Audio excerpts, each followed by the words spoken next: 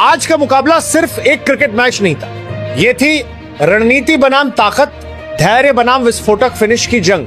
भारत बनाम वेस्टइंडीज और माहौल पूरी तरह गर्म है।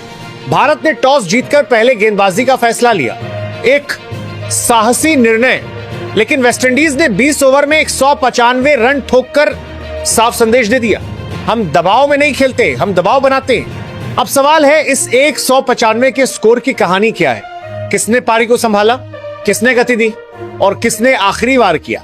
शाय होप कप्तानी की समझ 32 रन 33 गेंद में स्ट्राइक रेट 96 का।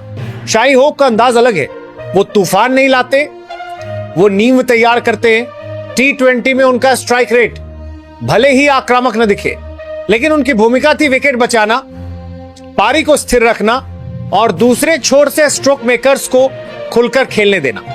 उन्होंने शुरुआत में भारतीय तेज गेंदबाजों को ध्यान से खेला, गैप ढूंढे, सिंगल डबल लिए और पावर प्ले में विकेट गिरने से रोका।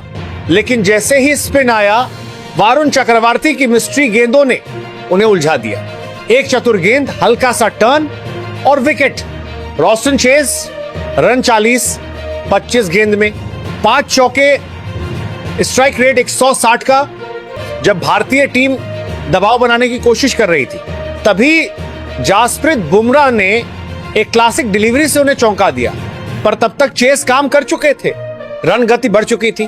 आक्रामक तेवर Shimron Hetmyer 27 run.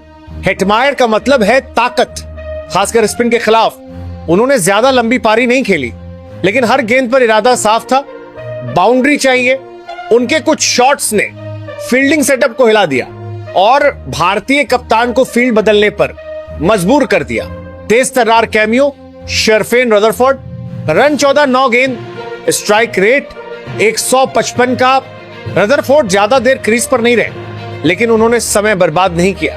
Death over से पहले रन गति को गिरने नहीं दिया। उनकी छोटी पारी स्कोरबोर्ड पर बड़ी साबित हुई, डेथ ओवर का विस्फोट।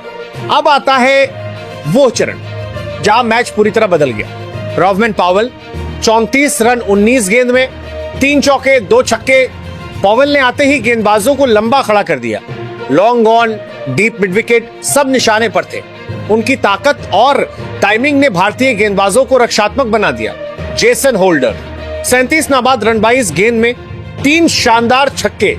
होल्डर सिर्फ एक ऑलराउंडर नहीं, वो शांत दिमाग वाला फिनिशर है। उनकी ऊंचाई और बैट स्विंग गेंद को स्टैंड्स तक पहुंचा देती है। आखिरी 3 ओवर और मैच पूरी तरह वेस्टइंडीज के पक्ष में झुक गया और अब भारत के सामने था एक 196 रन का लक्ष्य। ये सिर्फ एक नंबर नहीं है, ये है मानसिक दबाव। भारत को चाहिए तेज लेकिन समझदारी भरी शुरुआत, कम से कम 170 प्लस रन की साझेदारी, आखिरी 5 ओवर में 10 से 12 रन प्रति ओवर की रफ्तार। पहले 6 ओवर एल यही तय करेंगे कि मैच किस ओर जाएगा। शुरुआती विकेट जल्दी गिर गए थे तो दबाव पहाड़ बन गया था, लेकिन अगर टॉप ऑर्डर टिक गया तो यह मुकाबला आखिरी ओवर तक जा सकता है। तो आप क्या सोचते हैं, क्या भारत इस चुनौती को पार करेगा या वेस्टइंडीज अपनी पावर हिटिंग से मैच बंद कर देगा? अपनी राय जरूर बताइए।